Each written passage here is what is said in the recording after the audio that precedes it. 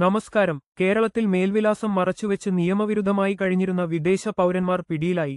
പുളിഞ്ചോട് പ്രദേശത്ത് വാടകയ്ക്ക് താമസിച്ചുവരികയായിരുന്ന 34-കാരനായ ഷക്കീൽ ഖാൻ, 30-കാരനായ റോണി ഷെയ്ഖ് എന്നിവരാണ് ആലുവ പോലീസ് സ്റ്റേഷനിലെ ഉദ്യോഗസ്ഥരുടെ പിടിയിലായത്.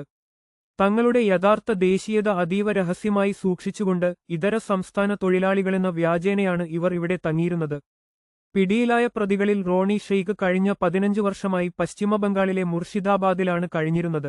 ഇതിനുശേഷമാണ് ഇയാൾ 9 മാസം മുൻപ് കേരളത്തിലേക്ക് കടന്നത്. മറ്റേ പ്രതിയായ ഷക്കീൽ ഖാൻ 10 വർഷം മുൻപ് പശ്ചിമബംഗാളിലെത്തിയതായും തുടർന്ന് 4 മാസം മുൻപാണ് കേരളത്തിലെത്തിയതെന്നും അന്വേഷണത്തിൽ വ്യക്തമായിട്ടുണ്ട്. പ്രതികളുടെ പക്കൽ നിന്നും ബംഗ്ലാദേശിന്റെ ഔദ്യോഗിക തിരിച്ചറിയൽ രേഖകൾ ഉദ്യോഗസ്ഥർ പിടിച്ചെടുത്തിട്ടുണ്ട്. ഈ സംഭവവുമായി ബന്ധപ്പെട്ട അന്വേഷണ നടപടികൾക്ക് സബ് ഇൻസ്പെക്ടർമാരായ Josy M Johnson, Ranjith Mathew, ASI PJ Varghese എന്നിവരടങ്ങുന്ന സംഘം നേതൃത്വം നൽകി. കൂടുതൽ വാർത്തകൾക്കായി ഈ ചാനൽ സബ്സ്ക്രൈബ് ചെയ്യൂ.